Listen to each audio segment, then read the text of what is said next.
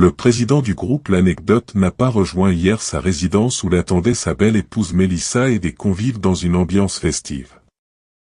Amougou Belinga a passé une nouvelle nuit en prison dans sa cellule.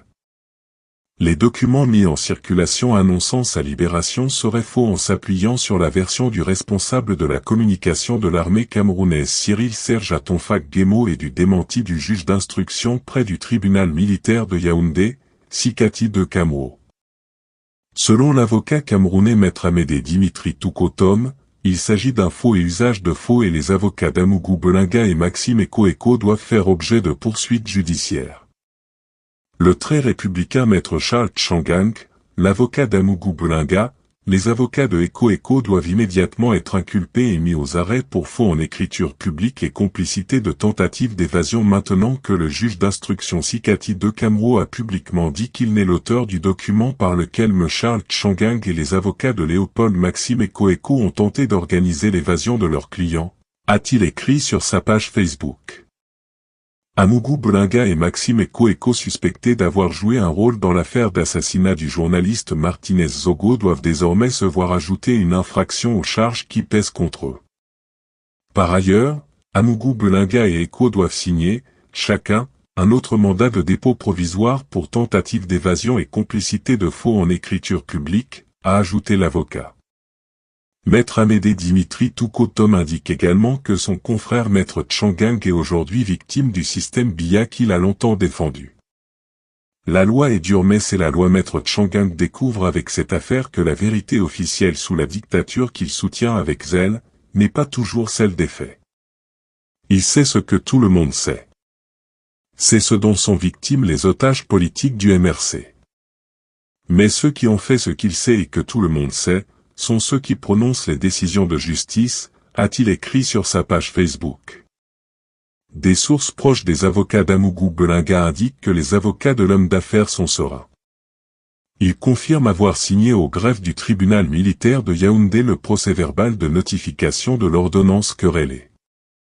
Le mois de décembre avait pourtant bien commencé pour Amougou Belinga et Maxime Eko, deux personnalités populaires au Camerounais incarcérées à la prison centrale de Yaoundé-Kondangui dans l'affaire d'assassinat du journaliste Martinez Zogo. Alors que personne ne s'y attendait, des bruits de couloir annonçaient dans la matinée du vendredi une probable libération du patron du groupe L'Anecdote et du chef de la DGRE.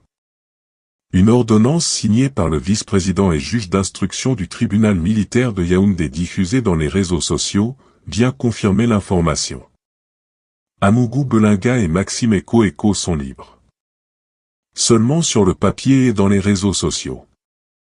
Ils passeront malgré tout la nuit du vendredi au samedi dans leur cellule à Kondangui. Aux dernières nouvelles, le juge d'instruction le lieutenant-colonel, magistrat Sikati de Kamwo Florent Aimé a sorti une note confidentielle dans laquelle il ne reconnaît pas l'authenticité du premier document. Le commissaire du gouvernement va également confirmer cette version en s'opposant catégoriquement à la libération des deux prévenus. Qui a donc fait du faux dans l'affaire? Accusations antérieures. Face au flou qui entoure l'authenticité des documents en circulation, les Camerounais se demandent d'où vient le faux. La triste réputation d'Amougou Belinga fait croire à certains que ces documents mis en circulation soient simplement les produits d'une industrie du mensonge proche de l'homme d'affaires. En effet, déjà en 2020, un ancien ami d'Amougou Belinga faisait des révélations scandaleuses sur les pratiques peu orthodoxes du Zonloa des Zonloa. Ce dernier aurait recruté un employé de Vision 4 qui simulait la voix de Paul Biya pour intimider les membres du gouvernement au téléphone, d'après les révélations de Bachirou Mahmouda. Dans un audio qu'il avait mis en circulation, on apprend que Jean-Pierre Amougou Belinga fait jouer ce rôle au comédien Majoras, devenu son collaborateur dans ses coups fourrés. Amougou Belinga a donc pu gagner plusieurs marchés publics en faisant croire à plusieurs ministres qu'il entretenait des rapports directs avec le président Paul Biya.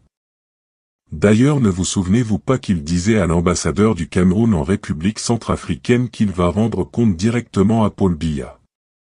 Le plus grave, c'est que ces ministres ont toujours été convaincus que Paul Biya les avait appelés une nuit et voué pour cela un grand culte à Amougou Belinga.